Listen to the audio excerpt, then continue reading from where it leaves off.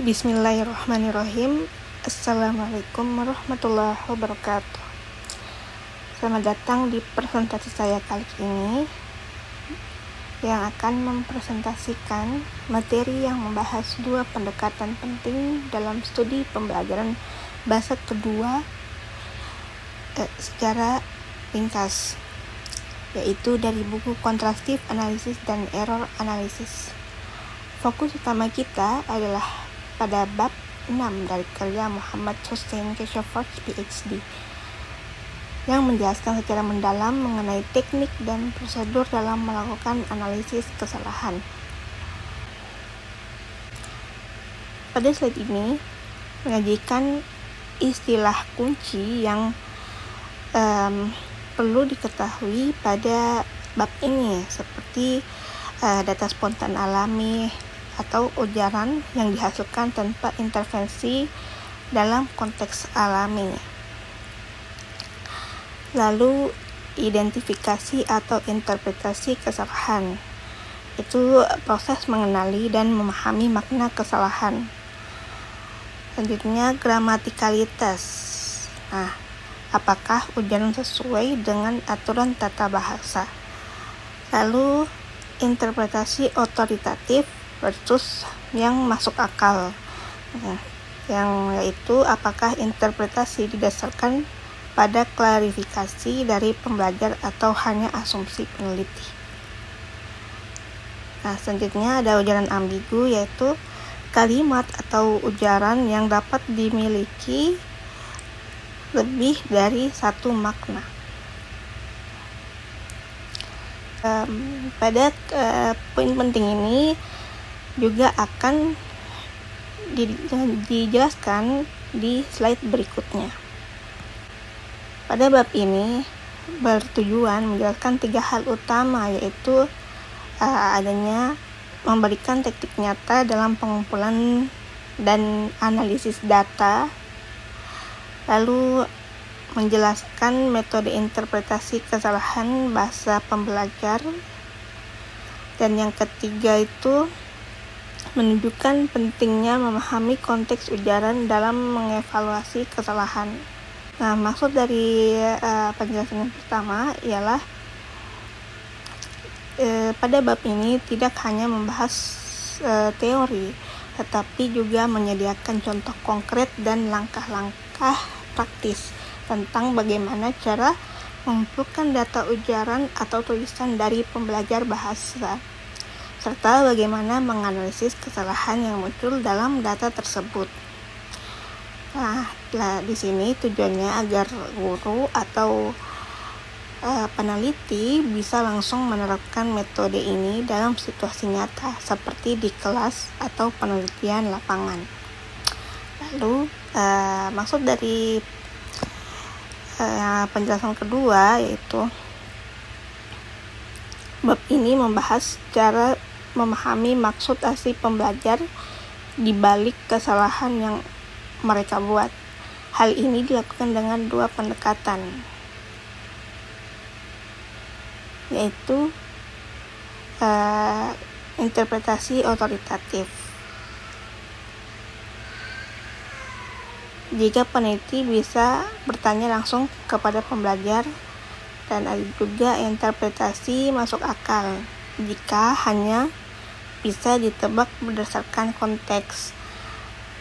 Maksudnya ialah agar peneliti tidak hanya menilai benar atau salah, tetapi juga mengerti mengapa kesalahan itu muncul. Dan penjelasan yang ketiga itu penilaian terhadap suatu kesalahan tidak bisa hanya berdasarkan struktur kalimat, tetapi juga harus mempertimbangkan situasi, maksud pembicara, dan latar belakang penggunaan bahasa. Misalnya itu kalimat bisa tampak benar secara gramatikal, tetapi salah konteks atau tidak tepat maknanya.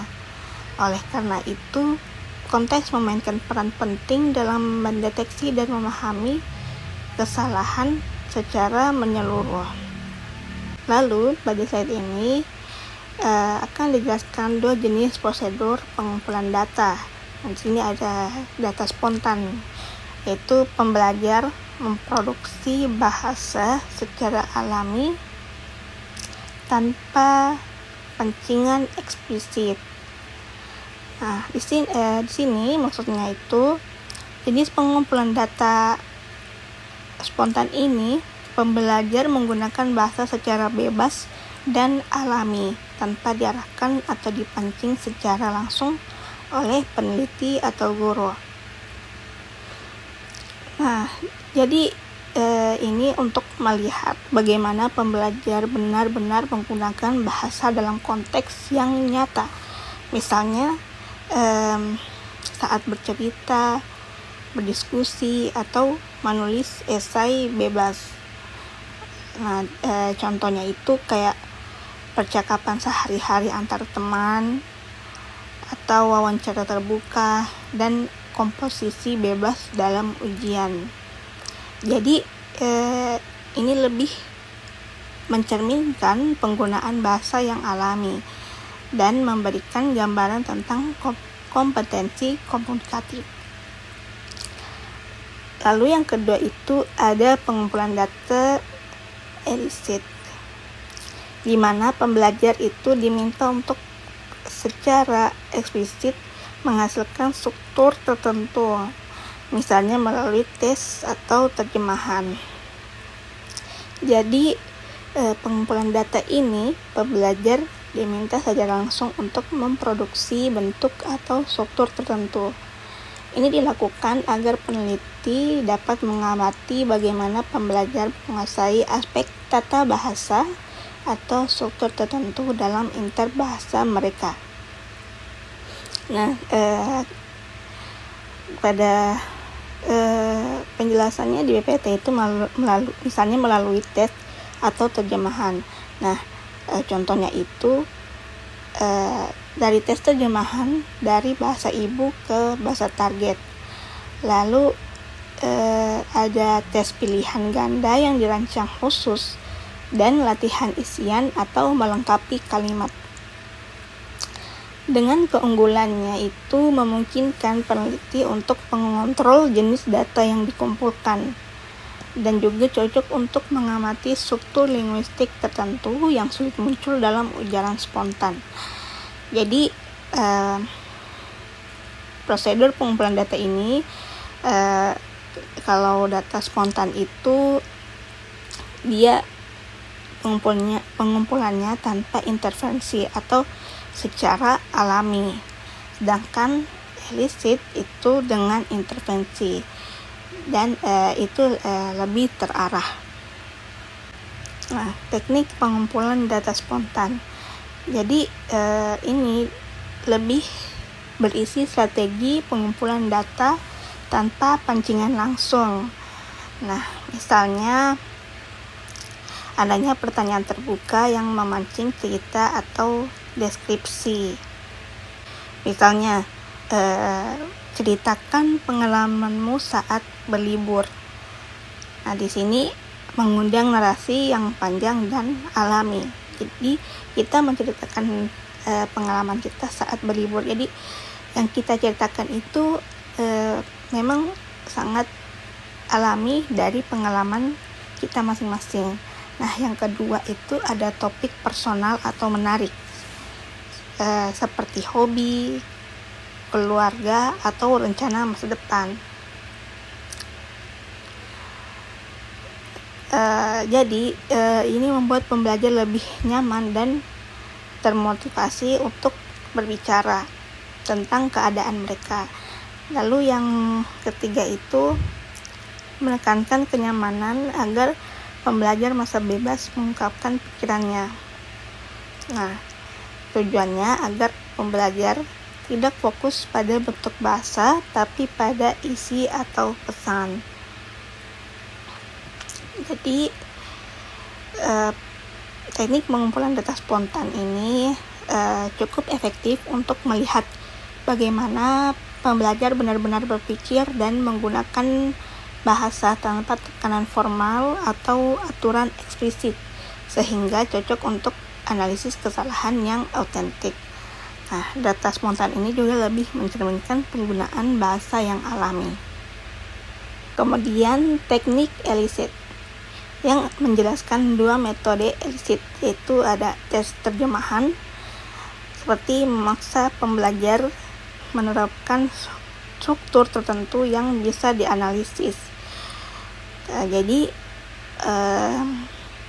pembelajar itu diminta menerjemahkan kalimat dari bahasa ibu ke bahasa target, misalnya dari bahasa Indonesia ke bahasa Inggris. Nah, mengapa demikian?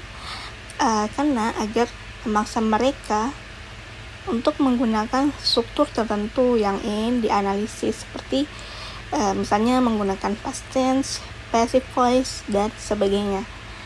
Lalu berguna untuk melihat bagaimana interferensi dari bahasa ibu memengaruhi interbahasa mereka.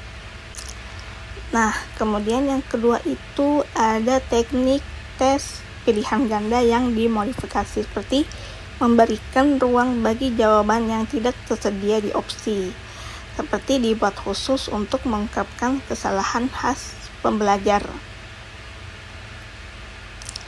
Nah, jadi ini bukan seperti pilihan ganda biasa. Jadi pada tes ini memberikan ruang kosong jika jawaban yang diinginkan tidak tersedia. Lalu dissektornya dibuat dari kesalahan umum yang sebelumnya pernah dilakukan oleh pembelajar, dengan tujuan agar dapat mengungkap pola kesalahan spesifik yang sering muncul dan tidak selalu bisa diketahui melalui tes biasa. Nah, jadi teknik Elicit ini cukup penting karena memberikan kendali lebih besar pada peneliti untuk fokus pada struktur yang ingin diselidiki. Kemudian juga dapat digunakan untuk mengamati pemahaman mendalam pembelajar terhadap bentuk bahasa tertentu dan cocok untuk penelitian eksperimental atau studi interbahasa yang membutuhkan struktur bahasa tertentu secara eksplisit. Nah, jadi pada slide ini menjelaskan metodologi analisis kesalahan itu bukanlah proses asal menilai benar atau salah, tetapi melibatkan langkah-langkah sistematis dan ilmiah agar guru atau peneliti bisa memahami bagaimana pembelajar membentuk dan menggunakan bahasa dalam tahap perkembangan interbahasanya.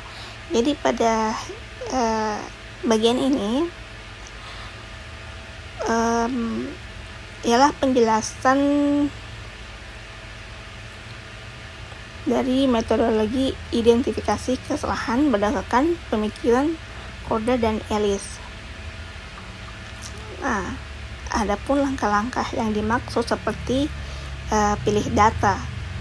Nah, jadi di sini para guru atau peneliti mengambil sampel ujaran atau tulisan dari pembelajar yang relevan dan cukup representatif untuk dianalisis.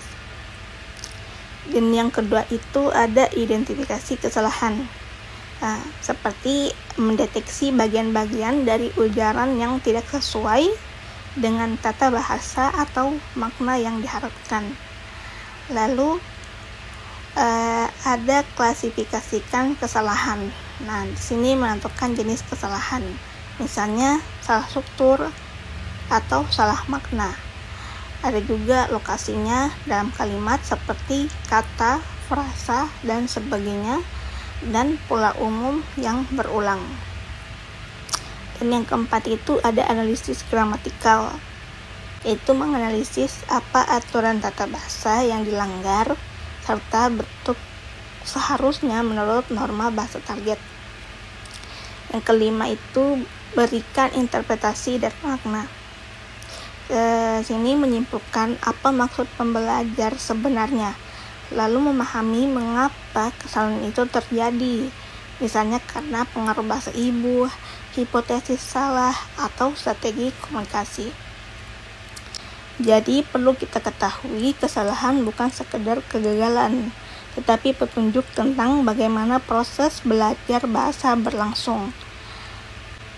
Baiklah, pada bagian ini ada 2 jenis interpretasi kesalahan.